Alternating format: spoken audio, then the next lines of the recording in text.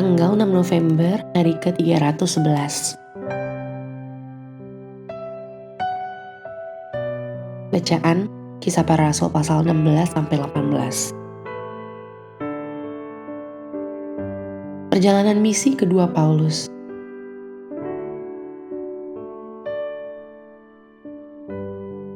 Garis besar, dalam pembacaan kemarin, Yohanes Markus, sepupu Barnabas dan teman seperjalanan Paulus, pada perjalanan pertama menjadi fokus perselisihan tajam antara Paulus dan Barnabas.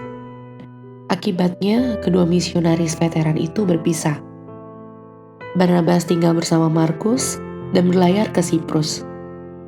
Paulus, ditemani oleh Silas dan Timotius, melakukan perjalanan lebih dari 3.000 mil atau 4.900 km untuk merintis dan membangun gereja-gereja di Makedonia, Akaya, dan Asia Kecil.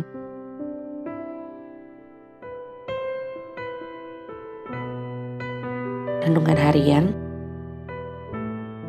Ketidaksetujuan di dalam gereja bukanlah hal baru. Bahkan Paulus dan Barnabas mengalami perselisihan. Tetapi kita dapat belajar banyak dari cara mereka dengan bijaksana untuk menyelesaikan konflik mereka.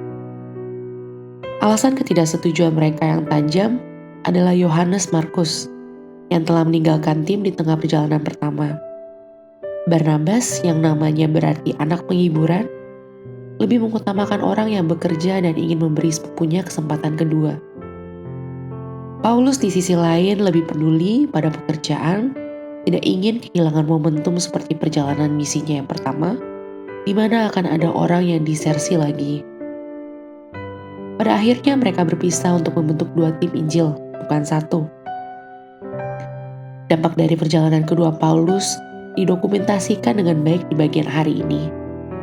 Dan kemudian dalam Kolose pasal 4 ayat 10 dan 2 Timotius pasal 4 ayat 11, Paulus sendiri dengan hangat mencatat kontribusi Yohanes Markus bagi pelayanannya. Disatukan tidak selalu berarti memiliki pandangan yang sama. Kadang-kadang bisa berarti setuju untuk tidak setuju dalam semangat kasih dan kerendahan hati. Apakah Anda memiliki perselisihan hari ini? Ambil langkah pertama menuju rekonsiliasi dengan meyakinkan orang lain, saya menerima Anda apa adanya. Mari saling mendukung sewaktu kita bekerja demi kemuliaan Tuhan.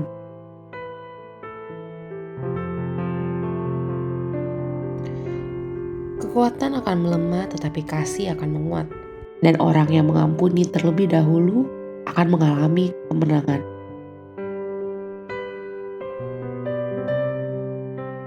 Pendalaman.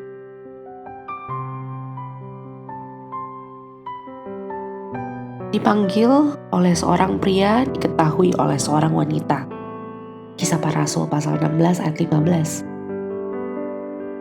Dalam visinya, Paulus melihat seseorang dari Makedonia, pasal 16 ayat 9, yang memohon kepadanya untuk datang ke Eropa memberitakan kabar baik.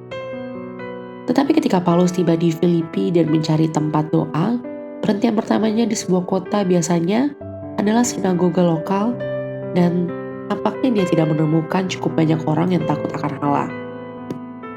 Setidaknya 10 orang Yahudi dengan reputasi baik adalah syarat yang diperlukan untuk dapat membentuk sebuah sinagoga. Sebaliknya, Paulus menemukan sekelompok wanita di tepi sungai sebagai orang yang pertama untuk mendengarkan kabar Injil keselamatan. Lihat pasal 16 ayat 14-15. Akibatnya orang pertama yang beralih ke agama Kristen di Eropa adalah seorang wanita pengusaha berpengaruh yang bernama Lydia.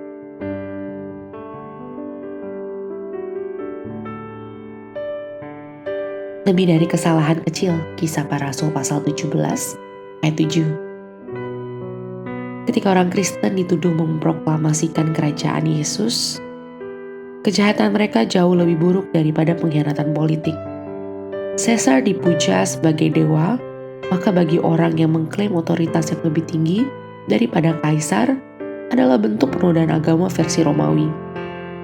Pelanggaran yang sama seriusnya tuduhan orang-orang Farisi terhadap Yesus karena mengklaim kesetaraan dengan Tuhan. Pernah pernah bermusuhan, sekarang menjadi saudara.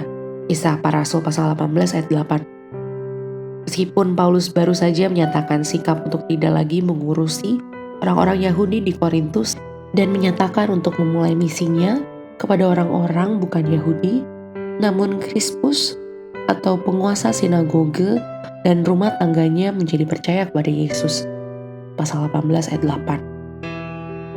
Rupanya Sostenes segera menggantikan Krispus sebagai pemimpin sinagoge dan kemudian berdiri bersama Paulus di hadapan pengadilan Romawi pasal 18 ayat 17. Sangat mungkin bahwa Sostenes yang sama ini kemudian turut menandatangani surat pertama Paulus kepada Korintus sebagai seorang saudara dalam Kristus.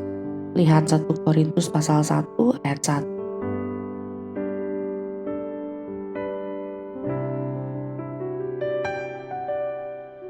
Amin. Tuhan Yesus memberkati.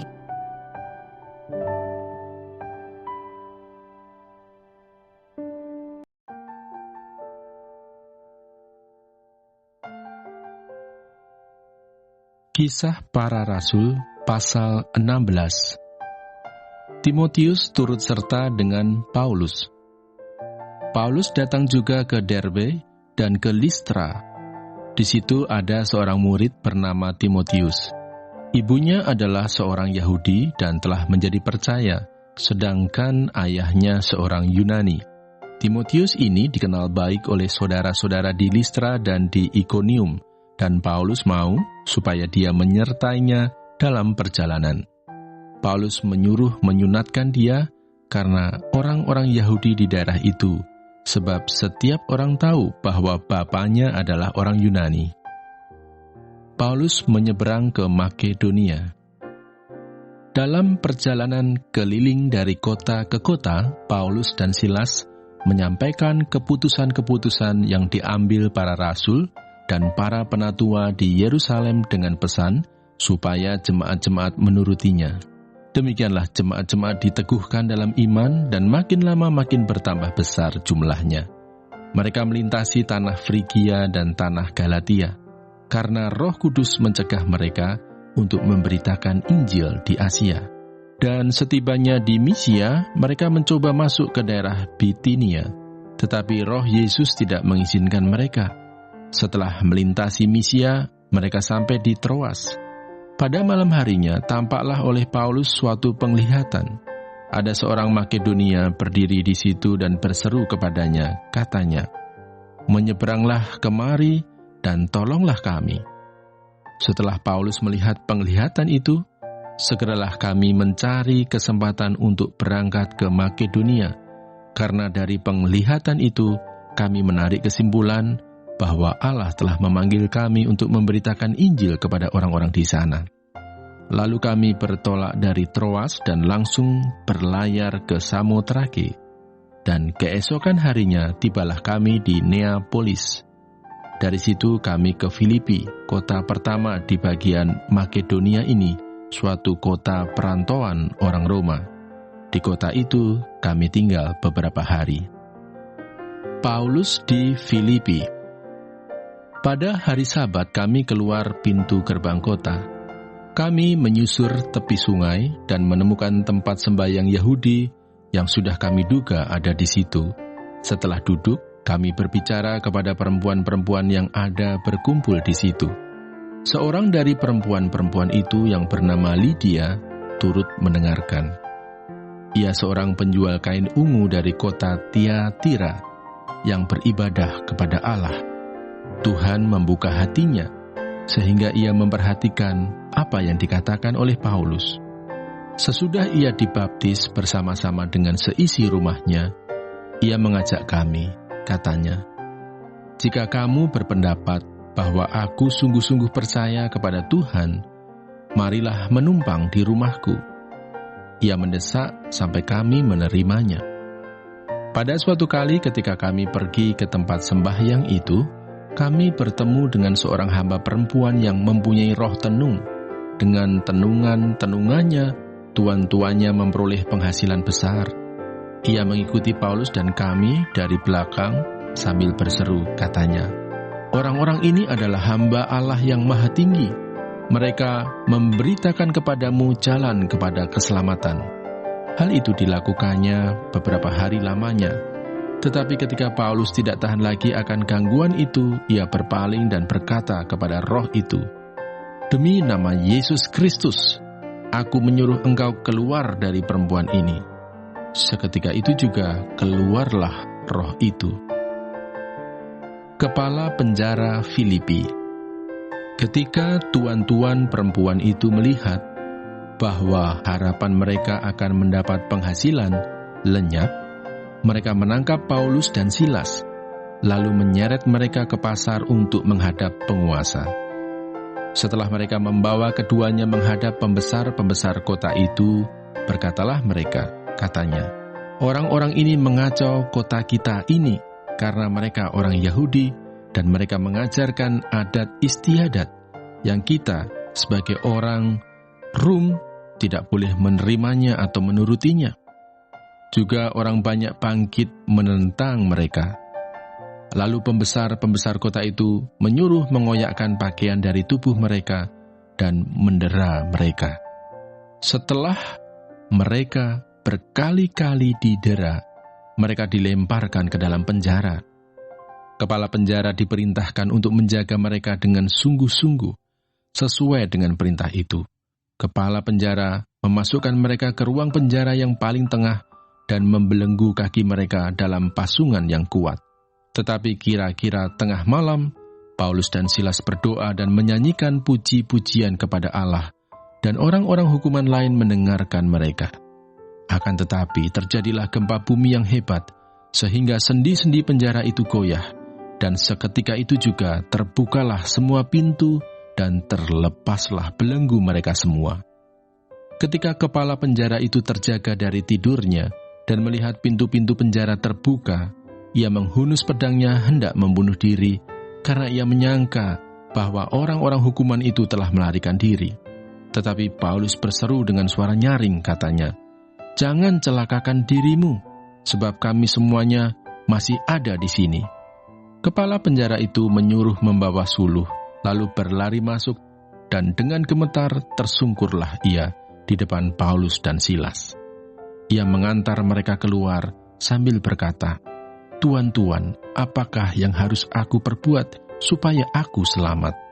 Jawab mereka, "Percayalah kepada Tuhan Yesus Kristus dan engkau akan selamat, engkau dan seisi rumahmu."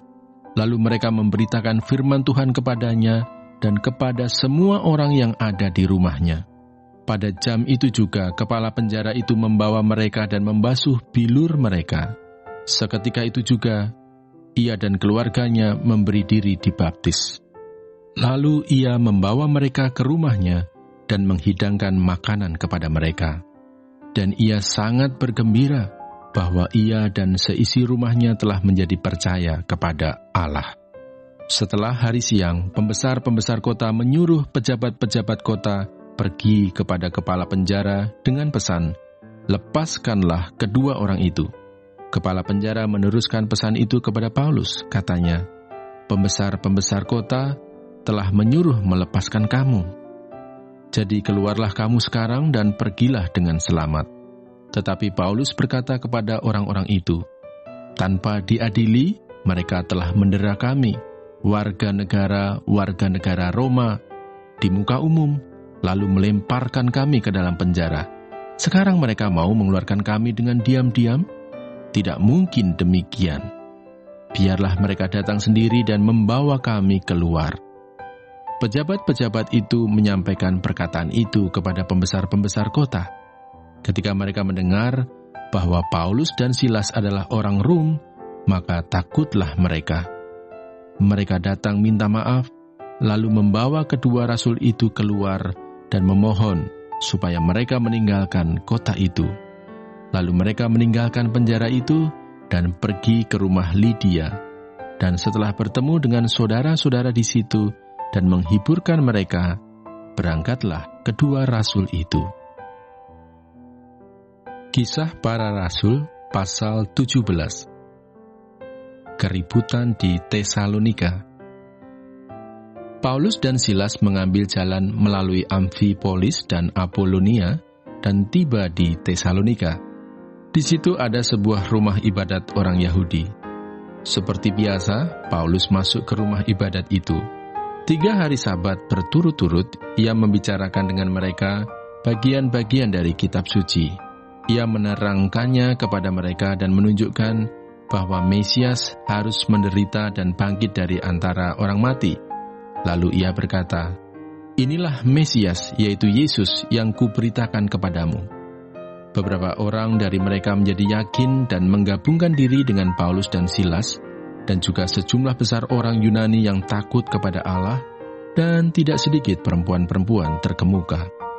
Tetapi orang-orang Yahudi menjadi iri hati, dan dengan dibantu oleh beberapa penjahat dari antara petualang-petualang di pasar, mereka mengadakan keributan dan mengacau kota itu.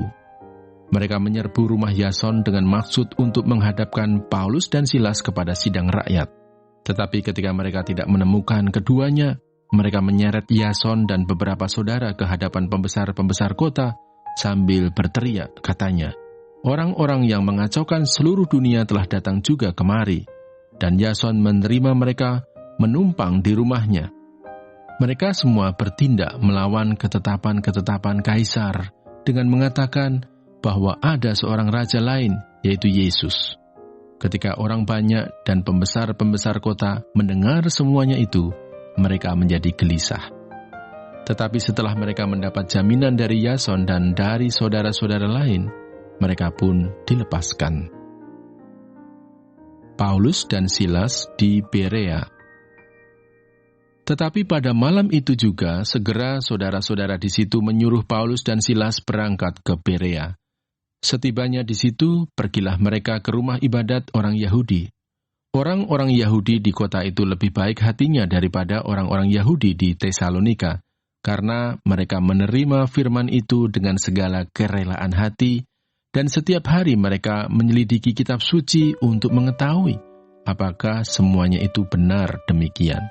Banyak di antara mereka yang menjadi percaya, juga tidak sedikit di antara perempuan-perempuan terkemuka dan laki-laki Yunani.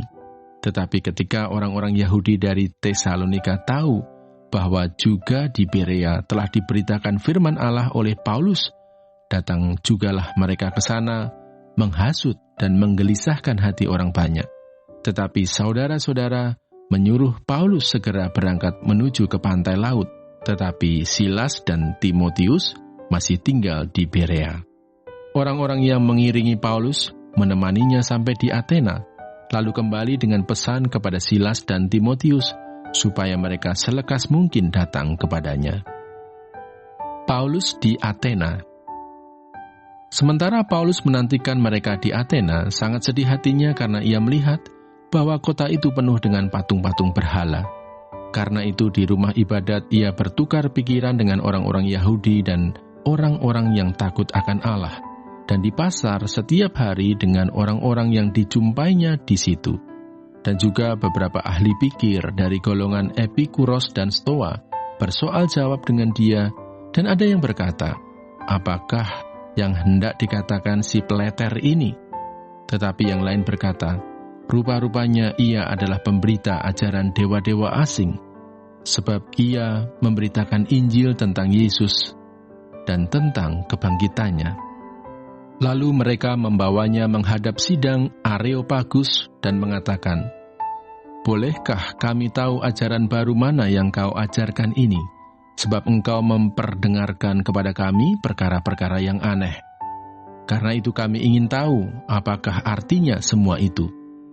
Adapun orang-orang Athena dan orang-orang asing yang tinggal di situ tidak mempunyai waktu untuk sesuatu selain untuk mengatakan atau mendengar segala sesuatu yang baru. Paulus pergi berdiri di atas Areopagus dan berkata, "Hai orang-orang Athena, aku lihat bahwa dalam segala hal kamu sangat beribadah kepada dewa-dewa. Sebab ketika aku berjalan-jalan di kotamu dan melihat-lihat barang-barang pujaanmu, aku menjumpai juga sebuah mezbah dengan tulisan, kepada Allah yang tidak dikenal. Apa yang kamu sembah tanpa mengenalnya, itulah yang kuberitakan kepada kamu. Allah yang telah menjadikan bumi dan segala isinya, Ia yang adalah Tuhan atas langit dan bumi, tidak diam dalam kuil-kuil buatan tangan manusia dan juga tidak dilayani oleh tangan manusia, seolah-olah ia kekurangan apa-apa, karena dialah yang memberikan hidup dan nafas dan segala sesuatu kepada semua orang. Dari satu orang saja, ia telah menjadikan semua bangsa dan umat manusia untuk mendiami seluruh muka bumi, dan ia telah menentukan musim-musim bagi mereka dan batas-batas kediaman mereka, supaya mereka mencari dia dan mudah-mudahan menjamah dan menemukan dia, walaupun ia tidak jauh dari kita masing-masing. Sebab di dalam dia kita hidup, kita bergerak, kita ada, seperti yang telah juga dikatakan oleh pujangga-pujanggamu. Sebab kita ini dari keturunan Allah juga. Karena kita berasal dari keturunan Allah, kita tidak boleh berpikir bahwa keadaan ilahi sama seperti emas atau perak atau batu, ciptaan kesenian dan keahlian manusia. Dengan tidak memandang lagi zaman kebodohan, maka sekarang Allah memberitakan kepada manusia bahwa di mana-mana semua mereka harus bertobat, karena ia telah menetapkan suatu hari, pada waktu mana ia dengan adil akan menghakimi dunia oleh seorang yang telah ditentukannya, sesudah ia memberikan kepada semua orang suatu bukti tentang hal itu dengan membangkitkan dia dari antara orang mati. Ketika mereka mendengar tentang kebangkitan orang mati, maka ada yang mengejek dan yang lain berkata, "Lain kali saja kami mendengar engkau berbicara tentang hal itu." Lalu Paulus pergi meninggalkan mereka. Tetapi beberapa orang laki-laki menggabungkan diri dengan dia dan menjadi percaya.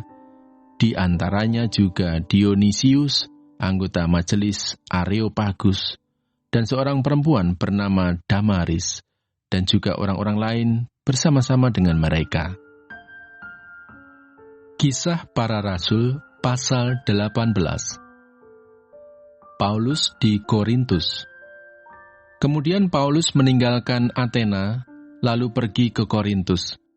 Di Korintus ia berjumpa dengan seorang Yahudi bernama Aquila yang berasal dari Pontus.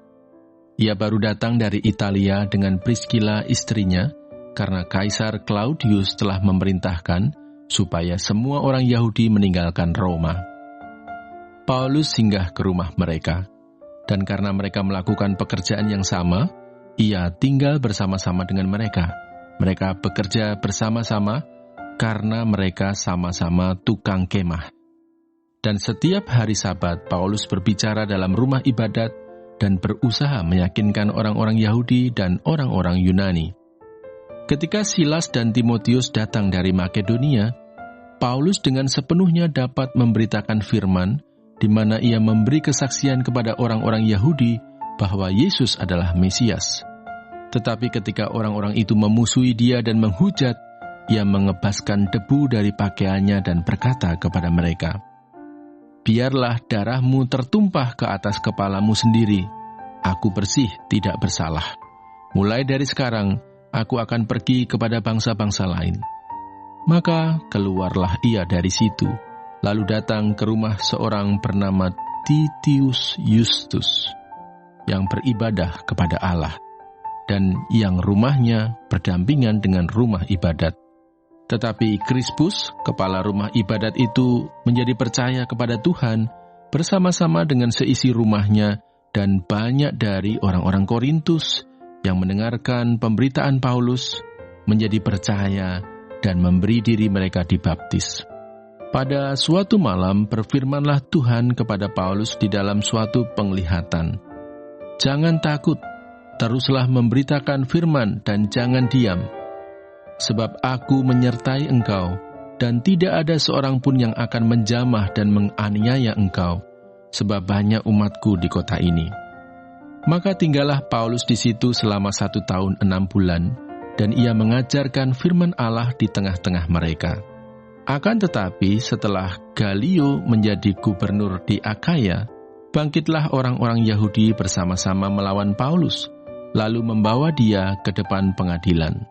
Kata mereka, "Ia ini berusaha meyakinkan orang untuk beribadah kepada Allah dengan jalan yang bertentangan dengan hukum Taurat, Ketika Paulus hendak mulai berbicara, berkatalah Galio kepada orang-orang Yahudi itu, "Hai orang-orang Yahudi, jika sekiranya dakwaanmu mengenai suatu pelanggaran atau kejahatan, sudahlah sepatutnya aku menerima perkaramu.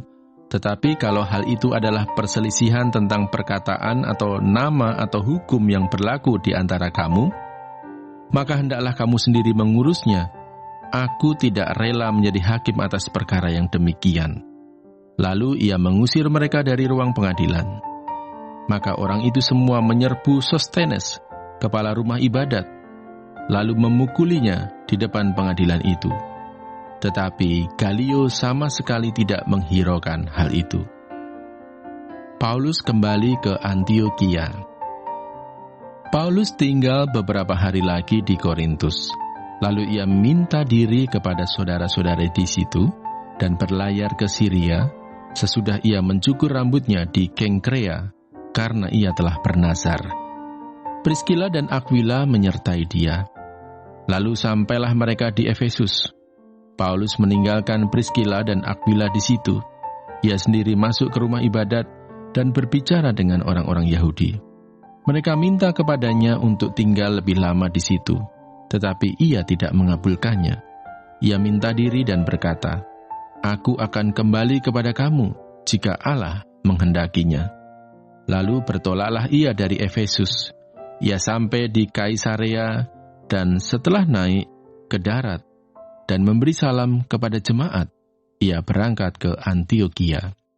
Setelah beberapa hari lamanya ia tinggal di situ, ia berangkat pula lalu menjelajahi seluruh tanah Galatia dan Frigia untuk meneguhkan hati semua murid.